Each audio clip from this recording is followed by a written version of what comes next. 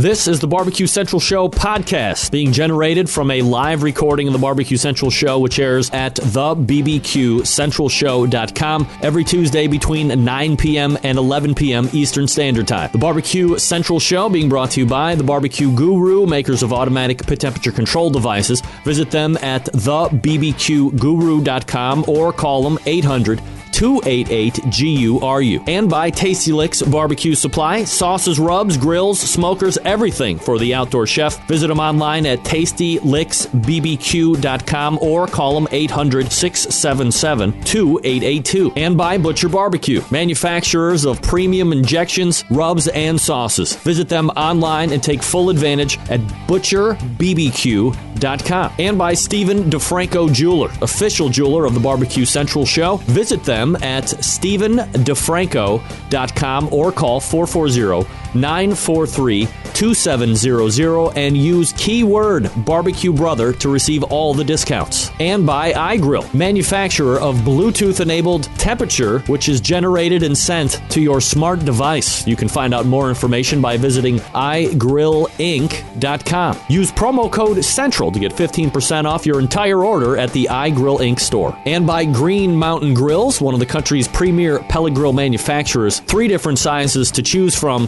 something to fit in every budget, and find out more by visiting greenmountaingrills.com. And by Cook Shack, the country's premier manufacturer of electronic and pellet-driven cookers, servicing the residential, commercial, and competition markets. Visit cookshack.com for more information. So to get that perfect barbecue, you use wood. Are you sure it's safe? Whatever. We put the lighter fluid on, strike the match, and... Oh! Should we call the fire department? That might be a good idea.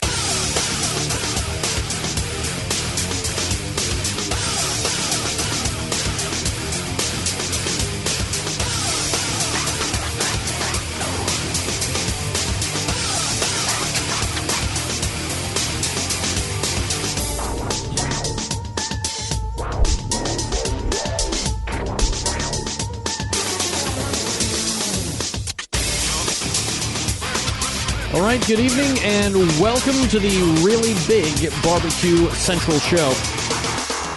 It's the show that talks about all things important to the world of barbecue and grilling. We broadcast live and direct from the Rock and Roll Hall of Fame city of Cleveland, Ohio. It is the barbecue capital of the North Coast. Happy to have you aboard here on your Tuesday evening. I'm your program host, Greg Rempe. You want to jump in on the show tonight? More than happy to have you. 877-448-0433. You can also email the show if you would care to. Greg at thebbqcentralshow.com. Those are your 2 bits of contact info. If you want to find out anything else about the show, you can visit the main website, thebbqcentralshow.com. And here's what's happening in case you didn't get the newsletter. Again, which you can also subscribe to when you go to the main website. Coming up in about 13 minutes from now, first-timers to the show, it'll be a 4 in total if you count me, but a 3-person interview with the guys over at Grill Easy. That's right. Looking for something efficient, convenience-wise, Grill Easy might be something that you're looking for. Coming up at 9:35... I'm kind of open, so we're going to be hitting a bunch of various items. And then we'll move into the second hour, finding a couple different interviews. I want to reload from last week, but at 10:14, Steve Grams from Western W3 Barbecue Cook-Off Series joins me. Talk about that. Last event coming up next month, and then helping me close out the show, as I had mentioned, a reload from last week. Trying not to make it 3 for 3 this week. The only barbecue editor in the country from Texas Monthly, Daniel Vaughn, joining us, the prophet of smoked meat. Sylvie Curry right in the chat room, by the way, if everybody will check it out. The West Coast offense, courtesy of Big Papa Smoke. Thank you. Sterling Ball. And it's a hoodie, no less, because as luck would have it, while it was a balmy 42 degrees last Tuesday, it has remembered exactly what time of year it is and exactly what part of the country we're in, and we are back to sub-zero wind chills. Thanks for coming. So I got both heaters going, trying to make sure that the internet doesn't get frozen up like it has when it's gotten really cold here over the last number of weeks. So we'll try and go uninterrupted. That's what's happening. 877-448-0433. Greg at thebbqcentralshow.com. If you would care to jump in. More than happy to have you. You could lend something to the show. Why not come on? Maybe we'll recap a little Olympics a little bit later on in the show. Maybe not. As a matter of fact, it looks like we're not. I know that look. If you're watching the show, do me a favor, as I ask each and every week, a little Facebook post or get on the Twitter and let everybody know that you can find the show a couple different ways. OutdoorCookingChannel.com is the place to go for this video feed. You can also get the audio archives, the audio feed at thebbqcentralshow.com if you have Internet Protocol Television, to a number of different platforms, but we affectionately refer to as Roku as our favorite. Go to the App Store on your particular IP device, download the Outdoor Cooking Channel app, and there should be a live streaming option right when you load it up. And don't forget, you can subscribe to this show on iTunes for replays. I have the YouTube channel, which is flashing on the lower third, but that would be YouTube/barbecue, BARBECUE, the numeral 4, the letter U, barbecue for you. You can get YouTube videos there, Outdoor Cooking Channel for video replays as well, and of course the main website for all replays of all sorts, Barbecue Central Show. So no reason you should ever miss anything on the show, ever, on the face of the earth. So I want to ask you a question. What? Oh, boy. We got girl problem. Get that big stuff out of here. It should be a daily occurrence. I'm not going to get into it. So I found there's a website, I don't know if you're familiar with it, called Fiverr, F-I-V-E, and then 2 R's, Fiverr.com. And it's a clearinghouse of all sorts of goodness. You can get voiceover work done. You can get animations done. You can get all this stuff. So 2 weeks ago or whatever it was, I had a picture of myself made for like a Valentine's Day present. And they take a picture that you actually send them, like a physical, regular picture. Doesn't have to be paper picture. I don't even think they make those anymore. And then they convert it into a cartoon. So I just wanted, for gauging of purpose, let's see if you think this looks like me. So a couple years ago, I grew a beard. I was confused by some as being generically Middle Eastern and terroristic looking. That's this picture right here. So beard, I had a hat on, the hood sweatshirt, I had the eyes open. I do look a little ominous, if I'm being honest. And then, what? And then, I had this lady draw a picture of me through this. She took that picture, this one right here, and then she puts it through whatever process, and then she came up with this rendering. And so the question to you, of course, in the chat room is there any is there any resemblance to the original picture, which, of course, again, is me. Here's what I paid $5 for. Should I or should I not be getting my money back? Once again, this is the cartoon picture. This is the original picture. And then this is the picture that I paid for. Once again, original picture.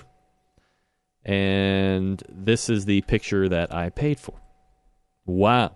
I'm going to be posting that on the Facebooks and the Twitters to get your reaction. Just for point of reference, the picture that I paid for originally, which you see on my Twitter account, you actually see it up here right now, is this one, which was from a different picture. I think that one probably looks better than this one. Those two don't even look like the same person, and they're the same person. It's me, right? Yeah. I mean, granted, this one was when I was a little bit younger. But there's the original, and then that's what I got. I mean, for $5 in the end, I mean, probably not that big of a deal. But it looks like I should be getting money back from the reviews in the chat room. You might recall that last week, I believe it was right around the 9:35 segment, little fella called Matt Barber was on the show, and he went to Fort Pierce this past weekend in Florida to compete, and, well, to no one's surprise, won the event. That's right. The karma still intact. And not really a close one either, like by 7+ points to boot. So quite a healthy butt kicking. Trouble. Is anyone all right, let me ask. Is anyone else having trouble getting the website to load? Can't even get the Outdoor Cooking Channel website. But other sites also seem to load fine. No. Everything is fine here, I believe. Let me go up to my little broadcast button here. Make sure that everything's fine. Everybody's in that's in tonight, folks, and that's it. So, big congratulations to Matt Barber and Hot Watch Hulas. That is his second Grand Championship in 2014. Adam, refresh, if you will. Go back, refresh, F5, whatever you do. Whatever the nerds tell you to do. I don't know if anybody saw this. But, you know what? Better not get into that. Couple different things that we're going to be holding on to either in the second hour or next week. There's a very popular barbecue sauce out there, and we actually touched on it when we talked with David Qualls last week about his Smoking at the Run shootout coming up next month. But Head Country is out of Oklahoma, and evidently there is a huge Head Country feud that is going on, Hatfield and McCoy style. And also, Barbecue Raft gets in hot water. Little teaser is what we call that in the industry, folks. Little teaser. So we'll get to that at some point. Coming up out of the break, Grill Easy. Want convenient cooking with charcoal? Certainly. More than happy to help you out and talk to some entrepreneurial-type chaps. That's coming up. All right, folks, let me talk to you quickly about Stephen DeFranco and the good folks over there, Stephen DeFranco Jewelers. Here's the website, StephenDeFranco.com. It is the anniversary and engagement ring specialist, the wedding band, the engagement ring and wedding band store. Stephen DeFranco Jewelers, specializing in jewelry for that very special someone, engagement rings, wedding bands that differ from the chain stores, and rings and design and quality.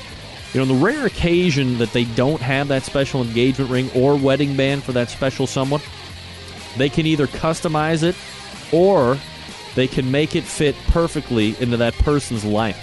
They have the largest selection of engagement rings in Northeast Ohio, and depending on where you're at, that could easily be twice as big as what you have in your neck of the woods. You call them. 440-943-2700.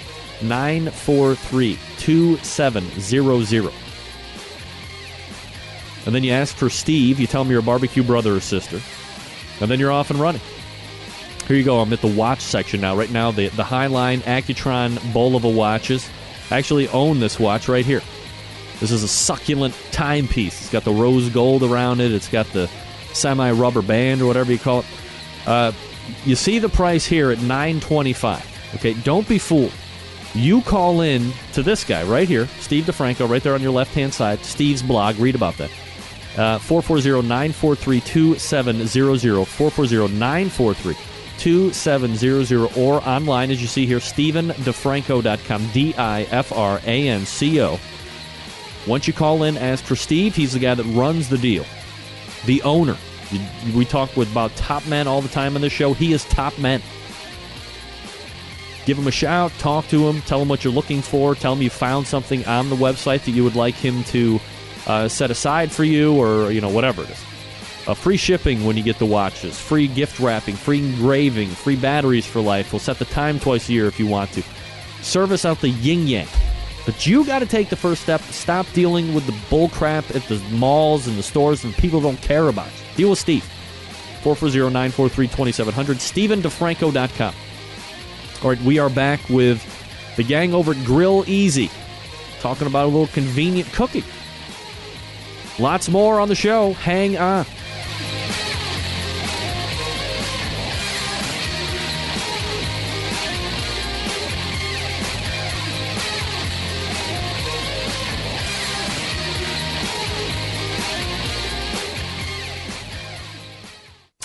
Broadcasting live from the Barbecue Central Radio Network studios in Cleveland, Ohio. You're listening to the Barbecue Central Radio Show. Once again, here's your host, Greg Rempe.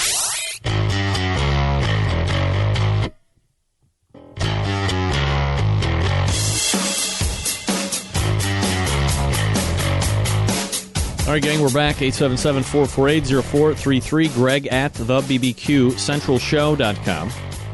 If I've said it once, I've said it twice. Convenience is becoming more essential than ever in the barbecue and grilling industry. Topping the list for most folks is the transport, lighting, and cooking of charcoal, whether it be in the backyard, on the competition circuit, or at the parks for family cookouts. My next guests have come up with a product that looks to solve this problem, and in one neat package, pun intended. Let's welcome first-timers to the show, and I hope I get their names right.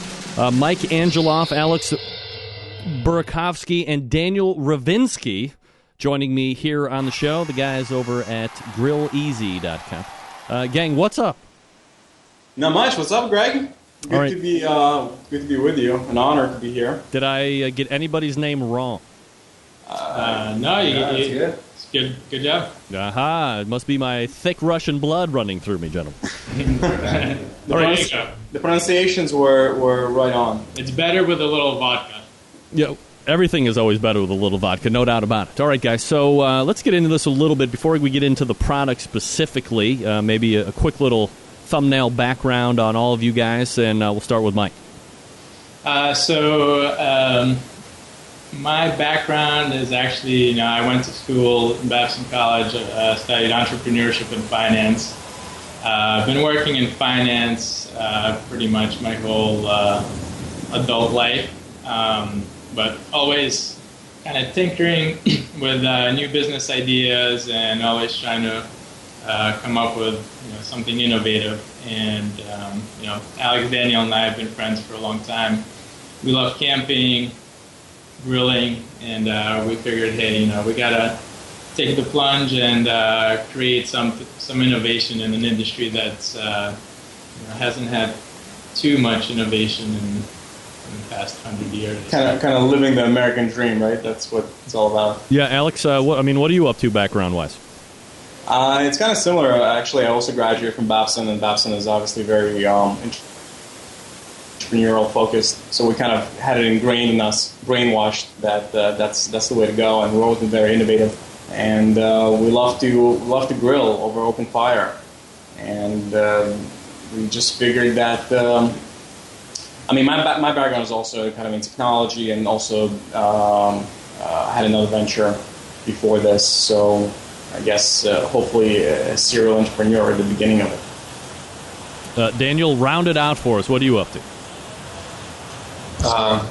I come from IT software background, so completely obviously opposite from grilling and barbecue industry, but always been, like Alex and Mike said, with the natural performance of components and food, and also really, we do a lot of outdoorsing, so that's basically how we got into the barbecue thing. But myself basically come from IT, but always looking forward to new ventures, new ideas.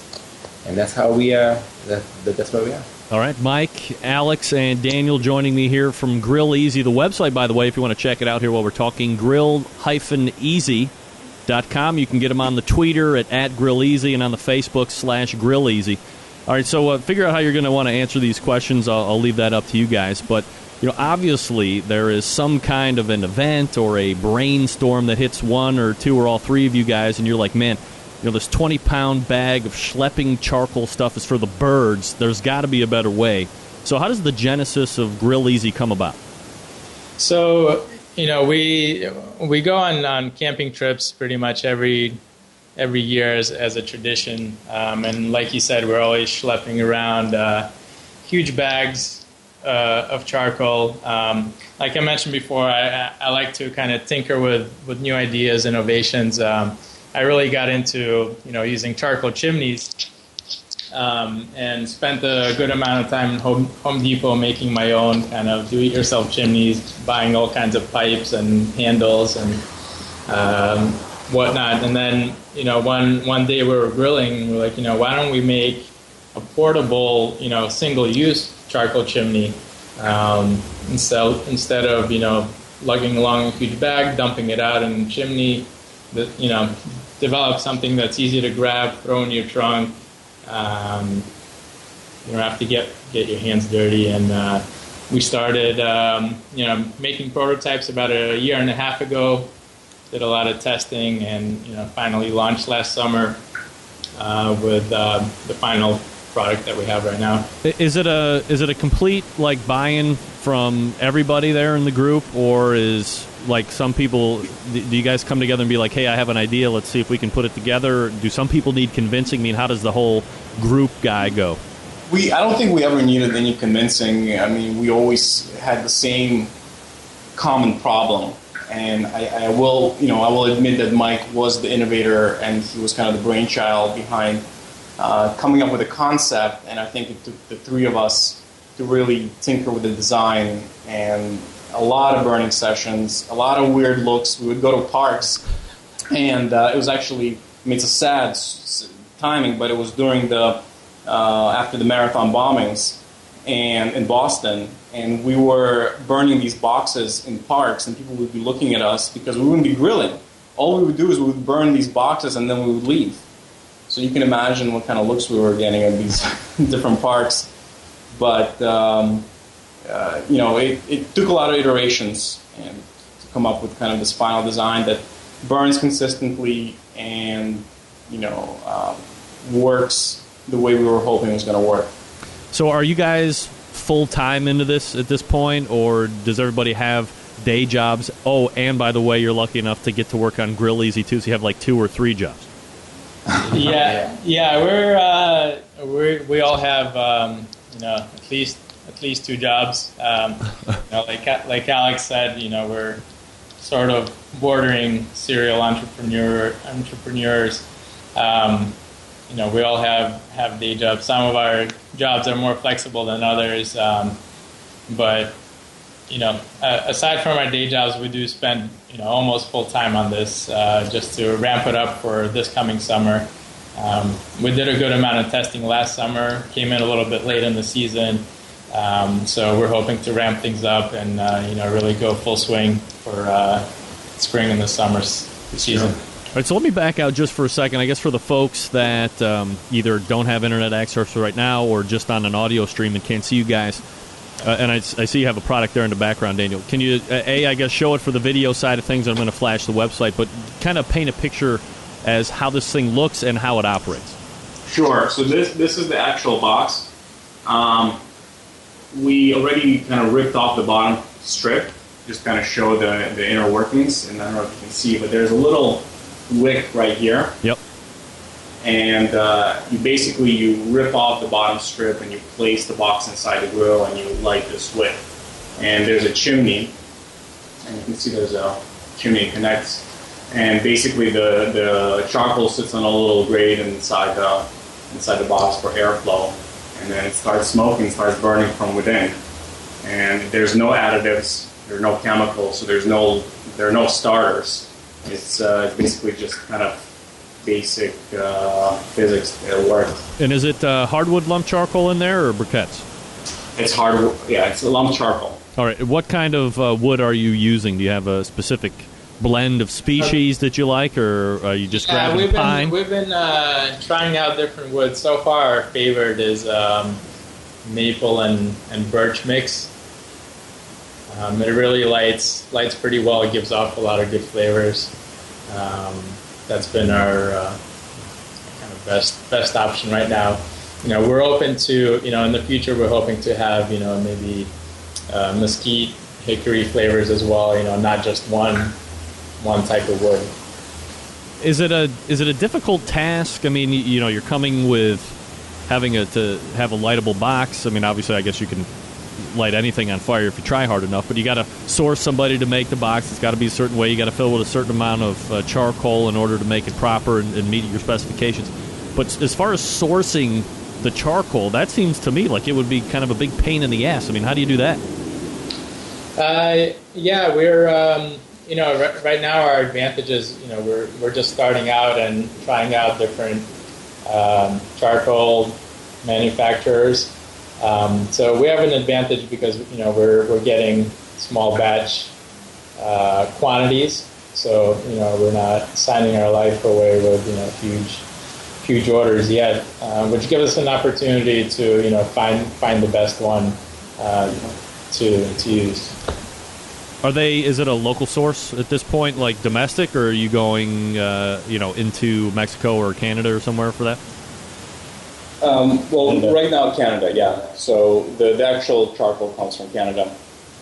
We would, of course, would love to source everything from the States and make it a completely domestic product. Canada, yeah. But in our proximity, being in Massachusetts to Canada is also helps out a bit. Mike Angeloff, Alex Burakovsky, Daniel Ravinsky joining me here on the show. Grill Easy, grill-easy.com, the website, at Grill Easy on Twitter, and Facebook is /Grill Easy. Guys, how long of a cook time are you seeing out of this box if you are just kind of running open with no lid on it to control any fire, just a straight-up rocket fire burn time? We're experiencing about 45 minutes. If it's plain out, on a picnic grill without any covers. Obviously, it depends. If you're grilling right now, in our location where it's consistently 15 degrees. Yeah.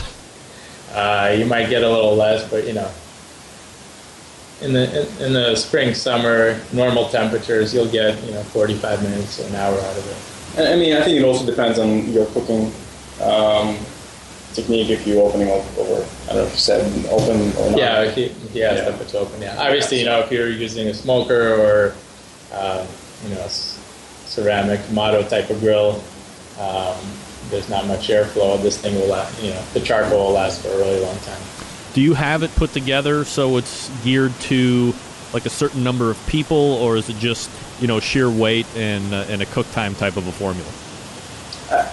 You want to think? Yeah, it's about 8 people. I mean, we kind of measure between 6 to 8 people.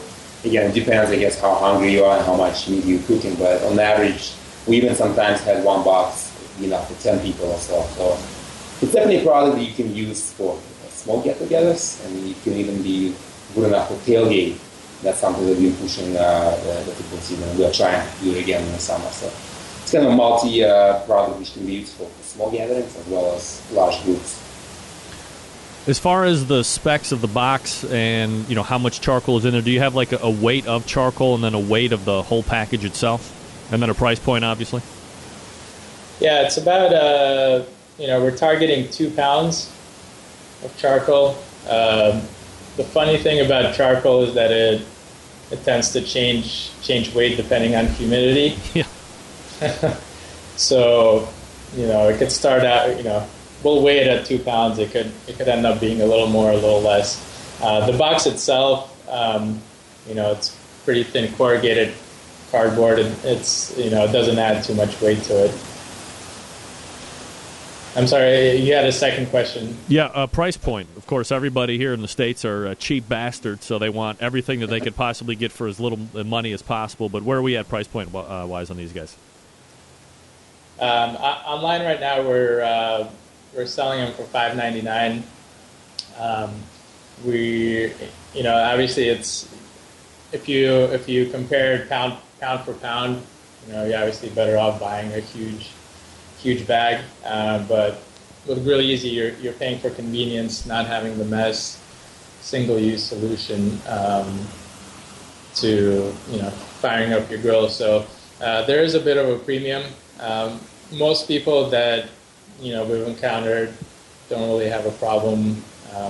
They said they would even pay up to $10 for it. So we haven't settled on a final price for retail stores. But online, right now you could grab it for $5.99. Is it only available online at this point, and you're working to get in the retails, or are you infiltrating some retail stores right now? We have positioned ourselves in some local retail stores, hardware stores, gas stations, liquor stores within the Boston area. I think we're really going to start pushing now to get into bigger stores. Hopefully stores like REI and Bass Pro Shop. That's kind of our goal. But also in parallel that one of the things Daniel was talking about was the size and how much the box is good for.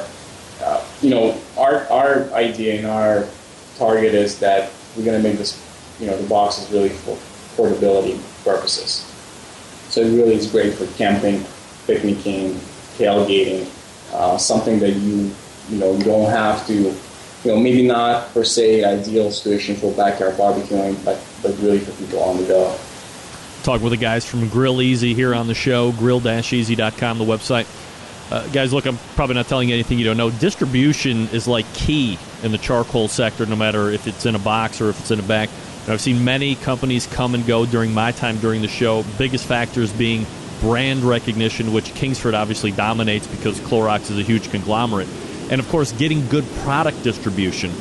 So how are you guys setting up to take on kind of both tasks to ensure success, not only short-term but long-term?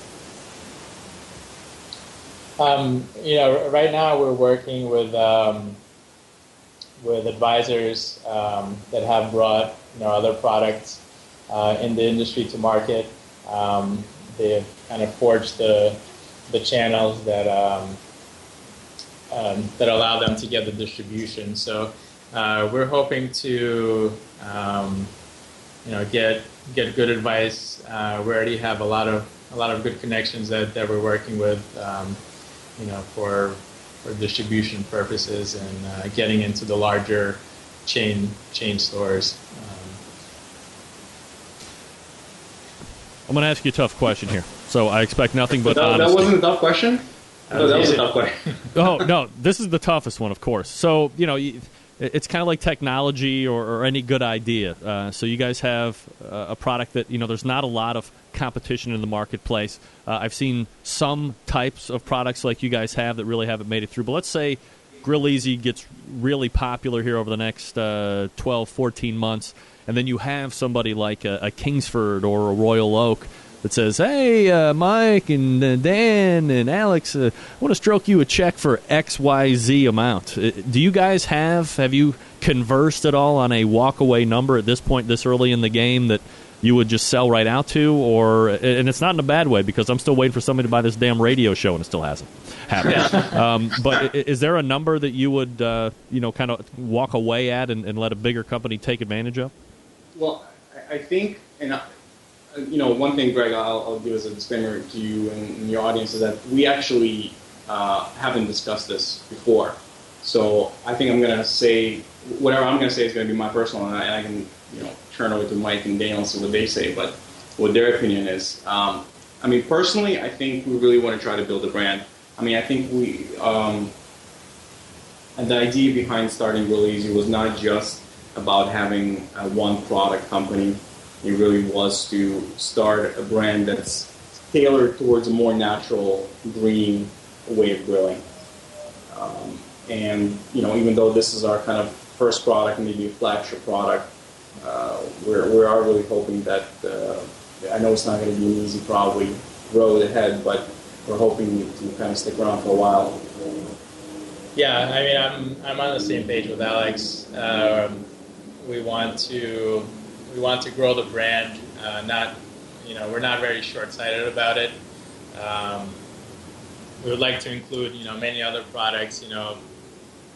Try to tackle the kind of pain points of grilling. It's all about having fun, being with your friends and family, and we want to take away the kind of frustrations out of, lighting charcoal or cleaning the grill or, all those the items that come into play, throughout the whole process. Once we build we build that. We might start thinking of an exit strategy, depending on how things go. But it's really, we're not doing this at this point for, to get X amount of money out of this. Dan, you seem to be a little bit more calculated back there. I bet you have a number in your head. What do you think? Well, I mean, what they said. $1 million.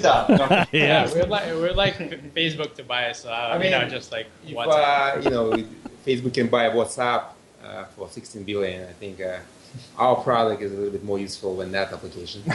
So, what they said is true. We want to grow a brand, but if we are approached by Kickstarter or anybody else that can maybe push our product even to a higher level, so I think we'll never pass up the opportunity. But we definitely want to build something that we can kind of put our name on it and basically have it grow. But yeah. Mike Angeloff, Alex Burakovsky, and Daniel Ravinsky created Easy Grill. You can find it at Grill Easy. Jesus Christ. You can find it at Grill Easy Grill's already been generated. Sorry about that. Yeah. Grill-easy.com, the website. Pick some up. Try it out for yourself. Guys, continued success with the product, and thanks so much for coming on tonight. Really appreciate it. Thank you, Thanks, guys. Greg. It's a pleasure to be here. You got it. There they are. Bunch of classy guys right there from It's an Easy Grill. Jeez, oh, Pete. Hi, I'm your professional host, Greg Rippey. Buy your Kingsford here. Wow. Grill-easy.com is the place to find it. I do have a sample box in my garage, but as luck would have it, I don't have all of my grills at the new Palatial Studios yet. They're still hanging out at the rental. All right, we're coming back with a what I would call an open segment. So if you got something to get off your mind, more than happy to get you up on the air so you can weigh in on 1 or 2 or 10 different things. Give me a product review. I'm going to be showing some products off here in just a moment. Before we do that, I want to talk to you about the Barbecue Guru, longest-running sponsor of the show, located in Warminster, Pennsylvania. If you have been thinking, even for 1 second, about getting an automatic temperature control device for your cooker, stop here. It's the company that started it all. They are the creators of this technology. Why would you buy from any other company? Patently ridiculous. Now, if you're not familiar with how these work, I'm not going to get into the minute detail, but imagine a product that allows you to set your pit temperature in one set. It keeps it running at that set temperature all the way through the cook. Sound too good to be true? It's not. This is real life, and you can take advantage of it today. Now, maybe you're a busy working professional like me, or perhaps you are constantly on the run with the kids doing errands. Quite frankly, you don't have the time to set around 10 pit temperatures. I get it. Barbecue Guru allows you to throw on a pork butt, a brisket, a couple slabs of ribs, chickens. You're off to do whatever it is you need to get done, and the Guru maintains the pit temperature you set it at. Currently, a number of different models to choose from. 2 of the most popular, CyberQ Wi-Fi, hands down. If you can access hotspots, if you can generate a Wi-Fi signal, the CyberQ Wi-Fi is there to really accommodate you in a number of different ways. How about this? Maybe you're a competitor on the barbecue circuit, and you're in your trailer and your cooker's outside, and now you can check the internal temperatures of meat. You can check your pit temperature from the comfort of your smart device, tablet or phone or laptop or netbook or whatever it is. Don't have to go outside and check it anymore. No. Just fire up your device, check it out through the application there for CyberQ Wi-Fi. Make adjustments. If you're cooking too fast, ramp the pit temperature down. If you're cooking too slow, ramp it up. Just as easy as that. You can also get into that party queue. It's undergoing a facelift right now, but for $129. I don't know if it gets any easier for point of entry in automatic pit temperature. And once you realize you like it, you can certainly go wild from there. Party Q transfers to a number of different models. It's self-contained, runs on AA batteries. And don't forget, if you're looking for a cooker, Onyx Oven is where it's at as well. Large capacity, holding half and full pans for food service, seamlessly operating with Barbecue Guru pit temperature control devices. Head on over to thebbqguru.com or call them 800-288-GURU. The Barbecue Guru, a breakthrough in barbecue technology, and soon enough we'll be having Bob Trudnick back on to talk about the new partnership with Guru and KCBS. How about that? All right, more to come here. Hang on.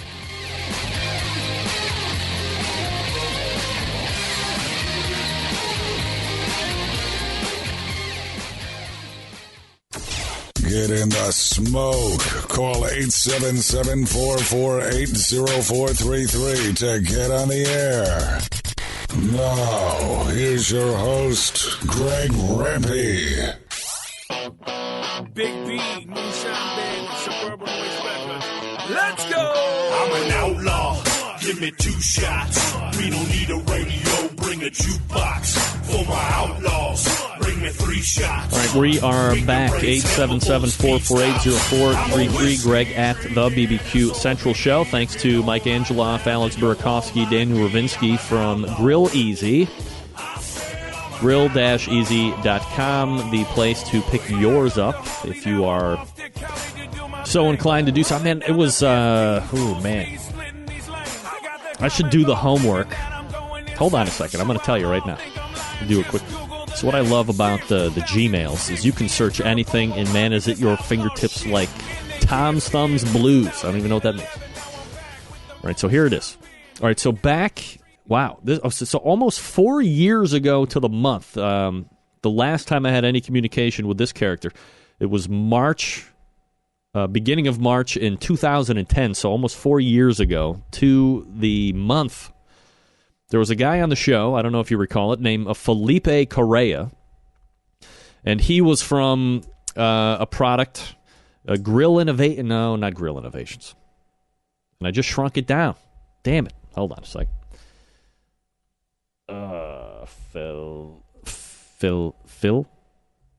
Felipe. Ugh. How about this?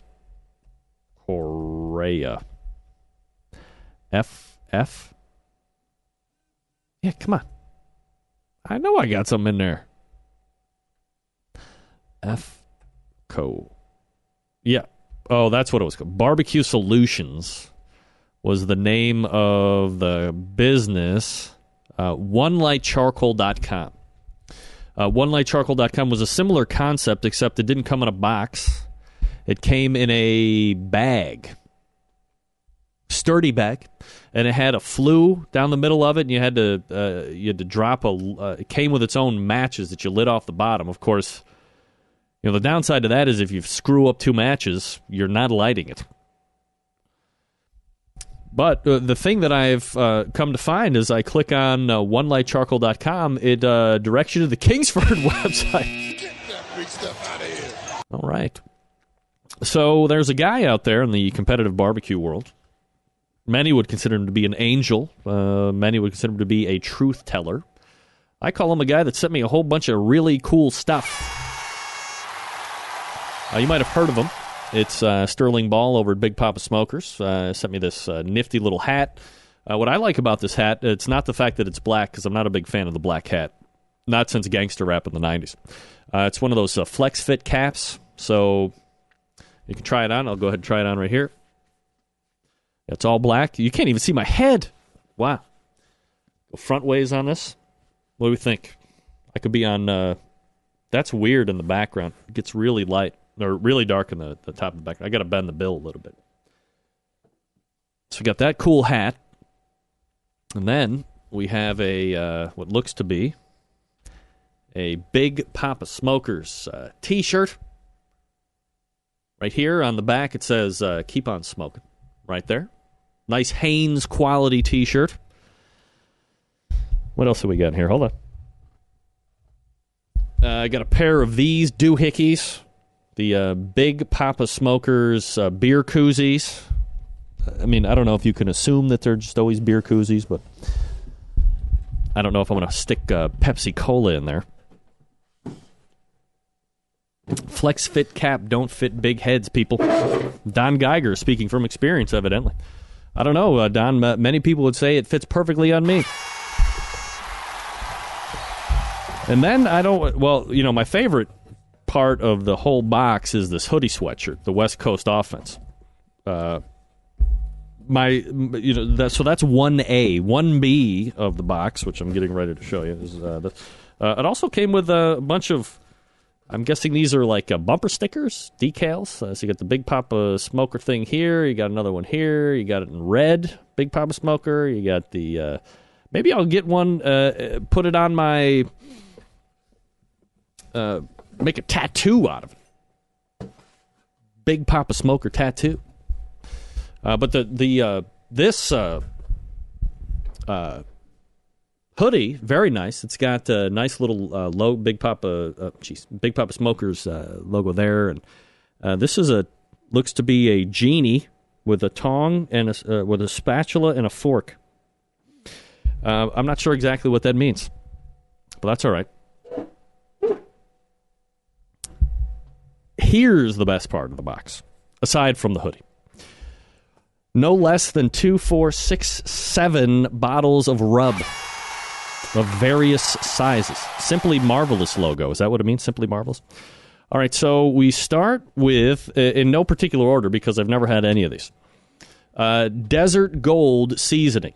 This is Desert Gold Seasoning. All of these shakers that I'm about to show you, 14 ounces. So they're, I have big hands. So, for me not to get my whole hand around it, you can see I'm just shy of touching my thumb there. It's a big shaker. So we have, again, the Desert Gold Seasoning. As far as how to use it, season your meat, poultry, or veggies to taste. All right. And this is Desert Gold Seasoning. So it looks pretty good. Then we have, I am scared and excited, Hallelujah Bacon Jalapeno Rub. And the delivery method on this, all-purpose jalapeno bacon garlic pepper seasoning rub. So not specifically for anything. Just go ahead and put it on at will. Then, when I saw this, and I got to tell you, nobody loves a steak rub more than me. We have a Big Papa's Double Secret Steak Rub, and that is something that I'm very much looking forward to trying. It's got a nice texture looking to it. I can see looks like some sea salt in there. How to use: season your meat, poultry, or veggies to taste. I don't know if I want to use a steak rub that says steak rub on poultry, but I might. I just might. Here's something I'm very excited about when I open up the box. Little Louie's seasoned garlic salt with black pepper, no less. Little Louie's seasoned garlic salt. So, this is something that I can immediately see going on my grilled salad. Season your meat, poultry, or veggies to taste is a delivery method on this one as well. And then I think these are probably two of the most popular rubs, whether it be on the backyard or whether it be on the competition circuit. You have the Big Papa Smoker's Money Championship Rub with a $sign right there, delivery method. Designed for beef, pork, and chicken. Apply to your heart's content. And then, which I know many teams, I think this is part of the, I don't know if all these are part of the West Coast offense or exactly, what it's done. The Happy Ending Finishing Rub, which, by the way, just happens to be one of the best names for a product out there right now. The Happy Ending Finishing Rub. Happy Ending Finishing Rub. Like you'd get at Susie Kim's Day Spa in Youngstown, Ohio, ladies and gentlemen. Delivery method here, gently sprinkle at the end of your cook to give your meal a flavor boost. So, first and foremost, thank you to Sterling Ball. I was really just looking forward to the hoodie, because I love hoodie sweatshirts. And when it's 10 degrees below zero, keeps you nice and warm. I will be 100% honest and say that I have never gone out of my way, and this might be a competition thing, so if it is, please let me know, especially you guys there in the chat room. I don't know if it's a competition thing, but I don't typically put rub after I'm done cooking on the meat. When I'm taking my ribs off the cooker, I might get a little sauce setting on there for the last 10, 15 minutes, and I really have even gotten away from that when I'm doing it at home. I'll just cook them and then bring them, and then I'll just leave sauce on the side, and I'll take the sauce off the stove so it's nice and warm, and then people can just paint on there, and it'll kind of set up as people wish. But I have not been an active participant in taking a rub and then, dancing it around the meat prior to serving. So if that's something that, I should have been doing all along, and I've been cheating my friends and family out of it, I'm certainly not, I don't want to do that. I don't want to do that. All right, email coming in from John Dawson. The Big Papa Smokers Money Rub, pretty damn good, but you have to whack it in a grinder. Rock salt in a rub is a no-go. All right. Get that big stuff out of here. Well, the bad news, of course, is I don't know if that's not true. When we moved to the new palatial estate, I found a burr grinder. I can use a burr grinder, right? I don't have to do it in my food processor and scratch the Lexan plastic. Kent Wheelis, depends on the application for me. Ribs, yes. Brisket, no, as far as applying after the fact. Sylvie Curry saying, need to try Big Papa's happy ending. Well, I'm going to try it maybe before you do, Sylvie. And Todd Wernicke, I do it in competition using the same rub, just ground fine in a powder. All right, so it sounds like it's just kind of absorbing quickly in. And there you go. 877-448-0433. Greg at thebbqcentralshow.com if you want to weigh in here during the segment. Yeah, I know a lot of guys in competition, including the Iowa guys, using it. A lot of the Iowa guys are the Big Papa Elite sponsor teams as well. So double, triple thanks to Big Papa Smokers for the swag box of awesomeness.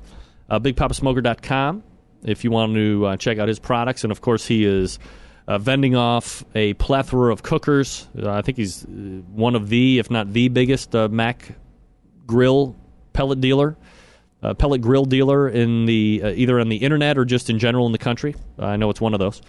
Selling a number of their cookers as well. So be sure to check it out. Thanks, Sterling, for that. And I was trying my damnedest.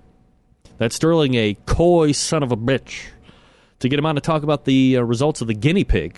Found a number of great write-ups on that particular event from this past weekend. Trying to land him next week, maybe after the smoke is cleared, to kind of go over the recap of the event and really kind of fine-tune and dig into where his mindset is in comparison to some of the rest of the KCBS. He's sanctioned with KCBS on some of these. Sometimes he's only given the competitor designation because maybe it's invitational versus something that you can just sign up for. But I think he is trying to change or at least try to attempt to change the mindset of competition barbecue with some facts and figures and all that stuff. So I look forward to trying to land him down. He is a hard one to get. Very busy guy. Look at Sylvie Curry coming in 8th out of 48 at the guinea pig. Good for you. Sylvie, bringing it strong. Only 7 spots out of the number 1 place. 7. Good. Oh, there was something else I was going to talk about. Arr. Where'd it go? Oh, it's right around here. I'm telling you. I am... Somebody asked me, what am I doing in the chat room? Well, the bottom line is this, folks. I cannot stay away from you people. I can't. I tried. With every fiber of my being, I tried to stay away from that chat room. But, look, I think sometimes you miss some good questions. There were a lot of good questions that were there. While we were talking to the guys over at grill-easy.com that I was able to mix in. So while I do my due diligence and work and preparation before every show, I have to admit that I don't think of every question. Mostly I do, but sometimes I don't. And your guys are right there to back me up. So I am back into the chat room from now on, and that way Meathead doesn't have to yell at me either for saying that I'm a neglectful host or whatever. He was yelling at me the last time. I'm also working after every show on a year in review list. That's why I'm not caught with my pants down.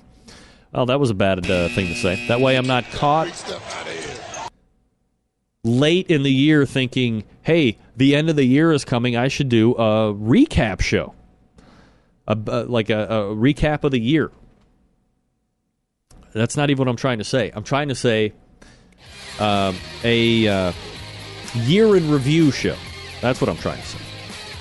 So that is happening as we do every show from here on out, and that way I'm up to speed. So maybe the last 2 weeks of the show, I could the last 2 Tuesdays of the you know what I'm saying.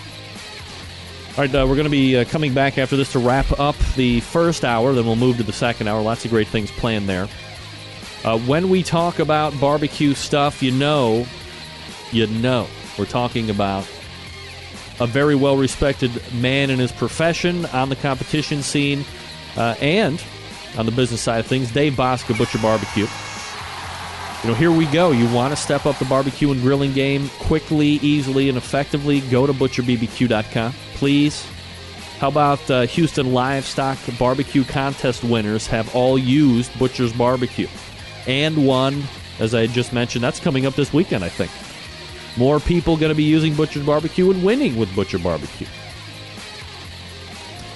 We all know Butcher Barbecue, well known for the injections, the pork, the beef, the prime, the bird booster. Of course, that prime injection combined all the things loved with their beef injection using its award-winning flavor enhancer and its ability to keep your brisket juicy, combined it with what has become the competition standard in beef flavor. Available for sale right now, butcherbbq.com. Perhaps you're looking for a go-to rub or sauce. No problem. You've hit the mother load here as well. Butcher's Barbecue, full line of award-winning rubs and sauces. One of my favorite rubs is that steak rub. Of course, the honey rub, which I got like a 5-pound bag in the mail last week. That was winning awards last year before that as well. You've seen it on the television. Try premium rub, especially if you inject with Butcher's, because it's formulated to work with the injection, a perfect 1-2 punch to impress judges and friends alike. Last but not least, oh my, Butcher's BBQ Sweet Barbecue Sauce. Look, when it comes to sauce, I'm as picky as it gets. Butcher's Sweet Sauce wins in every category for me. Not overly sweet, nice slice of tank, just the right amount of back-end heat as well, and for crying out loud, no liquid smoke. Dave took the time and effort to make a quality sauce, didn't take the easy, cheap, everybody else does it, I'm going to do it too way out when he made this sauce. Left the liquid smoke on the shelf. Grab a box of 6. It's going to go fast. No worries about breaking the bank on shipping either. Items totaling up to $55 ship at $8.50. Between $55 and $200 ship at $9.75. And anything over $200 after tax ships free. Head on over to butcherbbq.com. Stock up now. That's butcherbbq.com. Always trust your butcher. All right, we're back to wrap up the first hour right after this. Like to hear from you as well. Stick around. We'll be right back.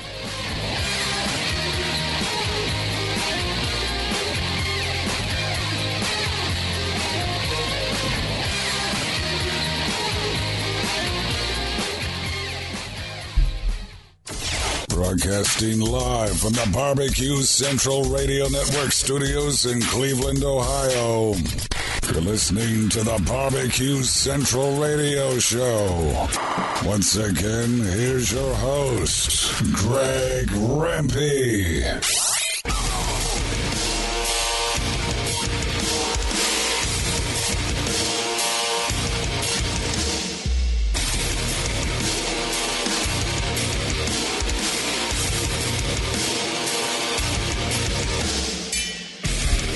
All right, welcome back. I think Cool Grilling in the chat room, West Coast offense means a layer of both rubs, simply marvelous, and Big Papa on the meat. I got a plethora of rubs. I got neither of those. I think I need to take my hoodie sweatshirt off. I don't think I got simply, well, I know I didn't. I got to tell you, though, I am somewhat intrigued with bacon jalapeno rub. Has anybody had that? Bacon jalapeno rub? That might get cracked open after the show. Man, I'm going to tell you right now. I'm no recipe person. But I'm thinking corn on the cob, grilled, hot, maybe a thin layer of mayo, and then some hot bacon jalapeno rub, maybe a little Parmesan cheese on that badass. Oh, yeah. Give me some of that. Give me some of that. What do you think? Sounds good to me. I think bacon jalapeno rub and a well-buttered ear of corn all by itself could be magic. So could that garlic seasoned salt. I think so. Sounds good to me. Might try it. All right, we have a huge second hour coming up. Daniel Vaughn will be in. Steve Grams will be in, talking about the Western W3 Barbecue Cook-Off Series. I slept on it. Folks, I slept on it. I missed the first two events. I did. I can't lie. I did it. I'm going to make up for it now. We're going to talk to him about the series itself and what's left. The capper coming off next month. March, really kind of kicking off the barbecue season. Florida Barbecue Association in full swing right now. We've had a number of competitors on from the FBA here over the last number of weeks. Not just because, they're in season per se and KCBS haven't. I'm going to make a secondary New Year's resolution. It was going to be focused on FBA, right? And then I'm also going to try and be more concerted with the IBCA. I want to be all-encompassing. I want to be reaching across all aisles and helping people and kissing babies and all that stuff. I don't want to be viewed as just a KCBS-friendly show. I want to do that. Plus, I'm working on the new KCBS president to come on, Mark Simmons, I believe. All right, lots of things going on. All right, let's reload. We'll step away. We'll be right back. You're listening to the Barbecue Central Show and watching the Barbecue Central Show on the Barbecue Central Networks and the OutdoorCookingChannel.com.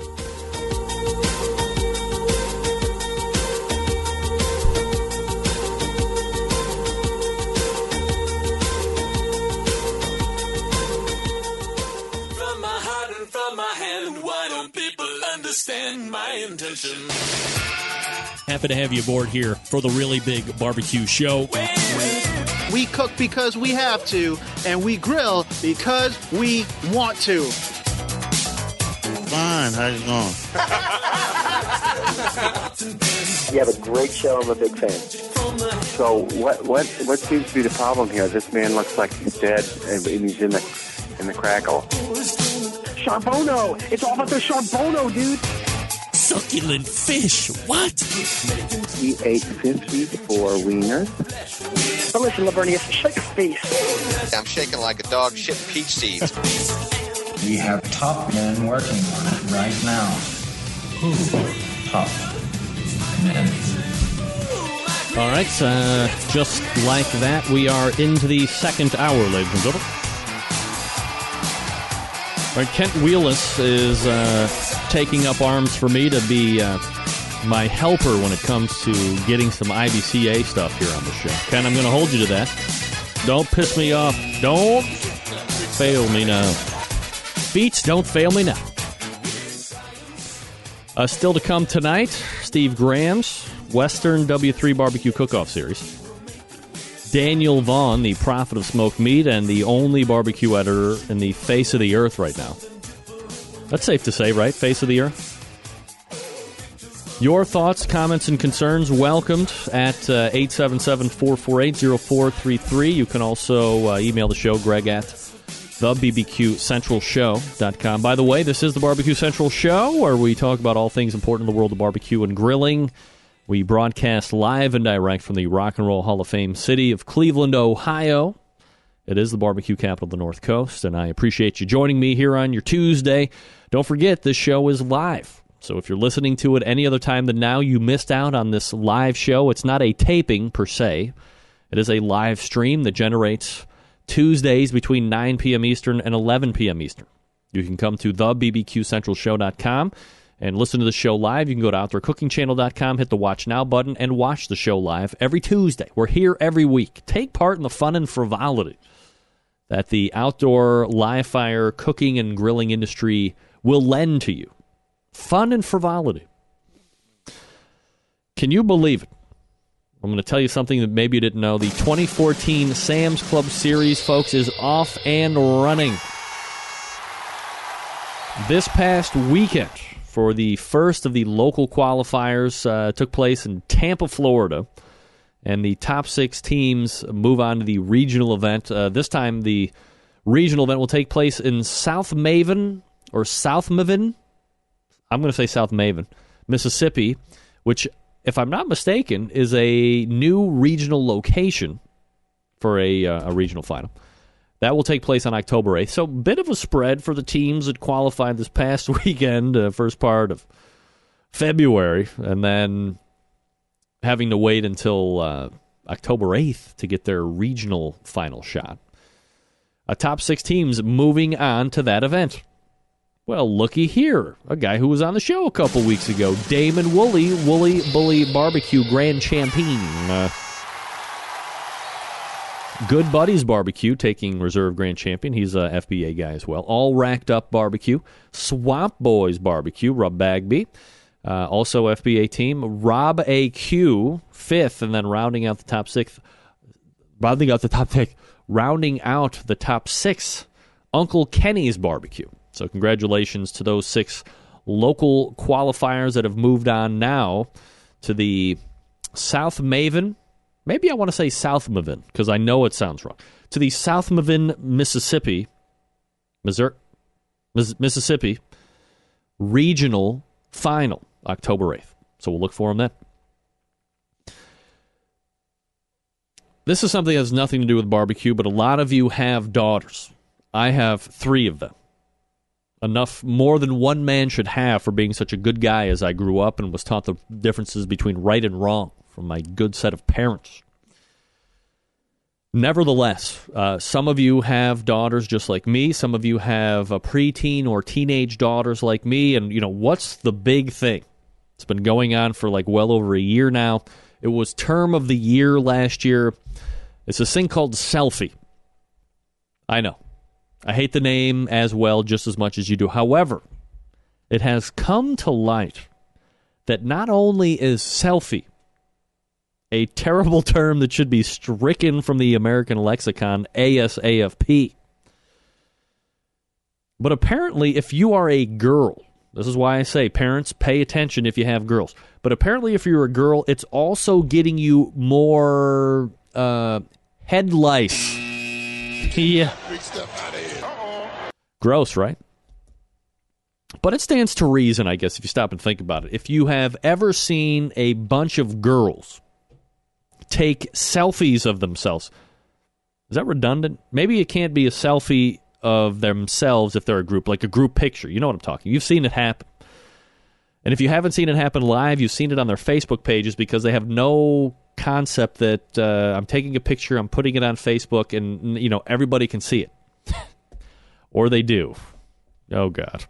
Anyway, it stands to reason that if you have ever seen a bunch of these girls take pictures of themselves with the phone, what's the common thread?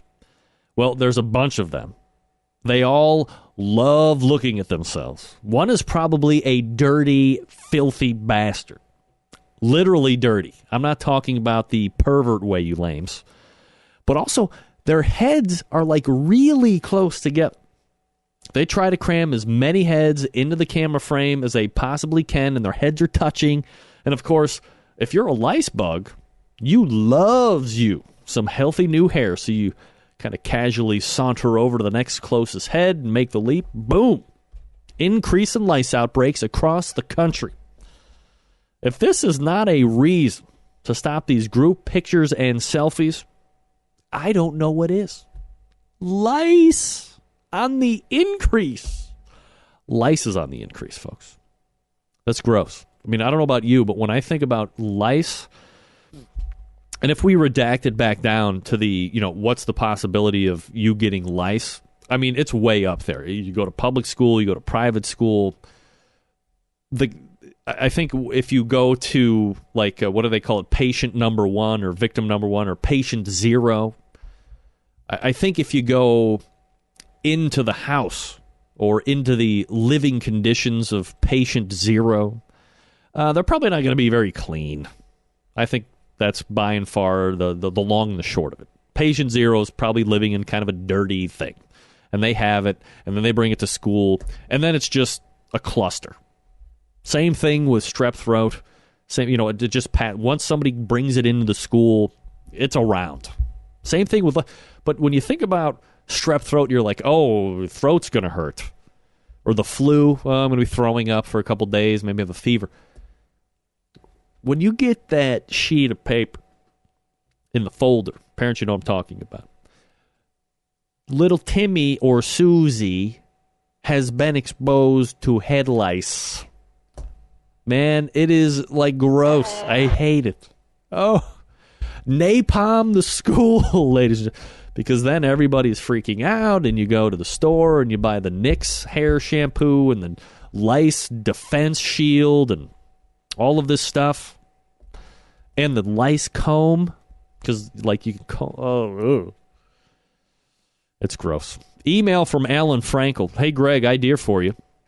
Given what Pork Barrel Barbecue did with their list this year, you should hold annual awards for Listener's Choice Top Rubs and Sauce. Maybe 5 or 10 products, and get submission forms. Get submissions from listeners. Just a thought, Alan. Alan, as always, thank you for writing in, my friend. You know, I've given it some thought. Not just specifically to your email, Alan, but I will address it. Over the genesis of the show, the lifespan of the show, I thought, well, you know, should I do some type of an award? Should I do any type of award? I've always been against it. And the list thing, you know, I can see, but I don't want to, if I'm going to do a list, it's going to be my list. I'm going to make it, and I'm going to put it out there, and I'm going to get kicked in the balls or given high fives, depending on who reads it, and take the criticism as necessary. I don't want to say, all right, guys, we're going to do a list of what the best sauces are and what the best rubs are, because inevitably it turns into a popularity contest. And I don't like that. It's just like when certain websites do a barbecue person of the year, and they give you, you know, 4 or 5 nominations, and then they say, all right, turn it out. Whoever gets the most votes wins. I mean, how is that barbecue person of the year? It's popular person of the year. So I don't want to do that. So if I'm going to do a sauce or a rub list, top 5 or top 10 list, I'm going to do my due diligence. I'm going to try a bunch of sauces. I'm going to try a bunch of rubs, and I'm going to rate them according to my palate. I'm going to put a caveat on it, and it'll be my list. Just like if I was going to do Barbecue Person of the Year, which is also, as I talked about last week, a little odd that the Barbecue Hall of Fame at the American Royal is taking submissions or taking submissions on who should be considered to the Barbecue Hall of Fame. Aren't there enough people out there to pick from? I almost crafted a hand note for myself. I think I can make a pretty persuasive argument if I can say so. Folks, barbecue competition season is near. In fact, some would say it's here. Are you ready? Cook Shack has the smoker to get you to the winner's circle. Fast Eddie's by Cook Shack. The FE100 is the choice of many top teams on the circuit. Dave Bosca, Butcher Barbecue. Dana Hillis, Big Papa's Country Kitchen. Todd Johns of Plowboys have competed using FEC 100s for years. David won the 2012 barbecue contest at the World Food Championships in Las Vegas, was featured on last season's Barbecue Pitmaster show. Todd John won the American Royal in 2009 using his FEC 100. Other notable teams using the FE 100, Danielle Demoski, DivaQ, Jiggy Piggy, Pork Patrol Barbecue, Jeff Northcutt of Dr. Nordy's Barbecue. Why do the legendary Pitmasters prefer the FEC 100? Todd Johns of Plowboys considers his 2 FEC 100 a member of his cooking team. They handle his fire management. He can cook by himself. He does not have to worry about his temperature spiking. It will always be consistent. He can roll into a contest at 6 p.m., prep his meat, and be ready to cook quickly. FEC 100 puts you in control so you can concentrate on your flavor profiles and make those turn-in boxes. Cook Shack also has testimonials and how-to videos on their website, cookshack.com, and their YouTube channel if you want to see these pitmasters tell you themselves why they prefer the FE100 for their competition season. FE100 features a digital Cook Shack IQ4 controller, which lets you set the smoke cooking time and the temperature and holding temperatures. The heat and flavor source is 100% food-grade pellet wood, and they are easily obtainable.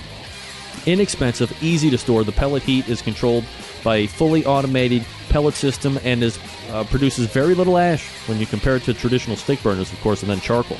If you want more smoke flavor, Cook Shack offers an optional log burner.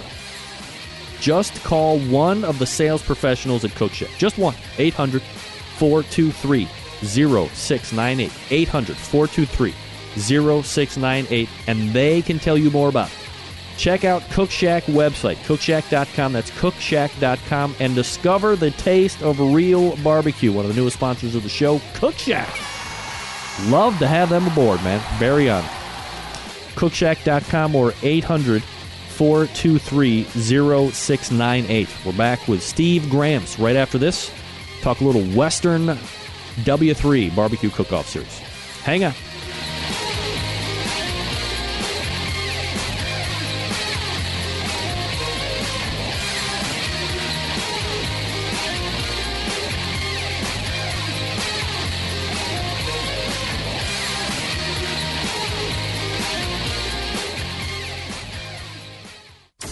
Broadcasting live from the Barbecue Central Radio Network studios in Cleveland, Ohio. You're listening to the Barbecue Central Radio Show. Once again, here's your host, Greg Rempe.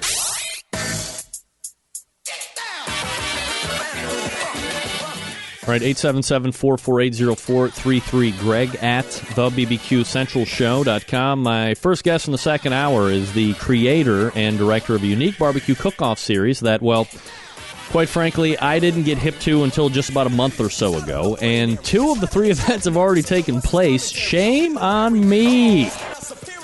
However, the last Turn and Burn event coming up March 21st through the 22nd in Pleasanton, Texas. Let's go ahead and race over to the hotline. And welcome first-timer to the show, Steve Grams, joining me. Steve, how are you, buddy? I'm doing great. How about yourself? You live in large Japan? I'm doing absolutely fabulous, Steve. Appreciate you making time for the show tonight. Look, humble apologies, because as I said just here in the open, I didn't really get hip to the whole Western W3 Barbecue Cook-Off Series until late in the game. But before we get into that, maybe a little background about you and barbecue and all that good stuff. Oh, gosh. Well, I'm just like any other guy in Texas. You know, you grow up eating barbecue. It's a cultural thing. And I think that's true of anywhere across the United States, that it's more than a culture. It's more than a passion for some of us. It's a lifestyle. It's just part of who we are. And what I love about barbecue and working for Western Premium Barbecue Products is that we get to see people from all across the country and how they do it. And I love the whole philosophy of, you know, the way you do barbecue, whether it's in Memphis or Carolina or Florida or Texas or wherever else. It's not that it's different, it's that it's wrong. You know, it's so personal for everybody. And that's one thing that I've really connected with is how personal of an experience you can have talking with cookers and seeing how they do it and how it's just a little bit different. And theirs is the best way to do it. And that's just inspired me to really just embrace this entire industry and the people in it and just do our best working with Western Premium Barbecue Products to put on some of the best events ever. That's the extremely short version of what we're all about. There you go. Steve Grams joining me here on the show. The website, by the way, if you want to check it out here while we're chatting, Western and then the letter W, the numeral 3, bbqcookoffseries.com. Steve, you know, you start seeing more and more barbecue series pop up across the country. When did you decide to put this one together? Oh, gosh. Ryan Lawson and myself, Ryan and his dad, Jerry, own and run WW Wood, which is the company that runs, that's the brand, that owns the brand Western Premium Barbecue Products. I met Ryan years ago, I'd say close to 5 years ago, when we started putting on barbecue cook-offs together. And he shared his dream, his vision with me of not just having a big cook-off or the largest number, but actually giving more back to the cooker, him or herself. Because, you know, you do so many of these events, and they're all for such great causes, it seems. Well, there's another great cause that I love that's out there, which is the barbecue cooker. Well, we've all got bills to pay. There's no reason why we can't do one of these things and pay some money back to the cooker. So I guess it was probably about 1.5 years ago when we really put the plan into action and found some great partners. In Pleasanton, Texas is where we have our finale. This year we also worked with the city of Helotes, Texas. And we also worked with Green Harley-Davidson. They're in New Braunfels, Texas. We partnered with these 3 guys to come up with this concept. We worked with IBCA to have the entire series sanctioned and work within the guidelines and the rules of what IBCA is all about. And it really started blossoming from there.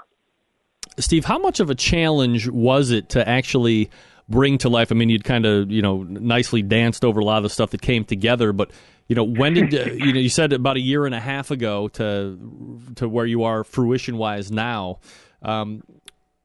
Were there things that came up that you didn't expect that you were going to have to work through? Without a doubt. I think that's true of any project, especially when you get close to a project and you really, really know it can succeed and you want it to succeed. Of course, there's going to be challenges. We met people that, first off, didn't think it could happen, didn't want it to happen, didn't think it should happen. And I think anybody who's ever put together big projects or anybody who's ever had a goal and pushed towards something knows that obstacles are just things to overcome. That's all. And when we started running into some challenges about, we want to have this event sanctioned. We definitely wanted to have it by one of the primary sanctioning bodies across the country. We have all worked with IBCA in the past, so the dominant sanctioning body here in Texas. So we decided it would be a great one to partner with, and they had some very specific rules that they would not compromise because it's the foundation of the entire organization. The double-blind judging system, for example. That was one of the things that we really had to structure our event in such a way so that we could still provide feedback to each of our cookers without compromising the double-blind system. That was something that took a lot of more than just hoop jumping, but really sitting and thinking and planning and plotting and running scenarios over and over and over again until we came up with a system that works and works really well. Steve, cooking in an event is one thing. Putting them on, obviously, way different. And W3 is 3 separate events at different places, different times of the year. How did you come up with the schedule, and why do you think it works so well? Wow, that's a big question.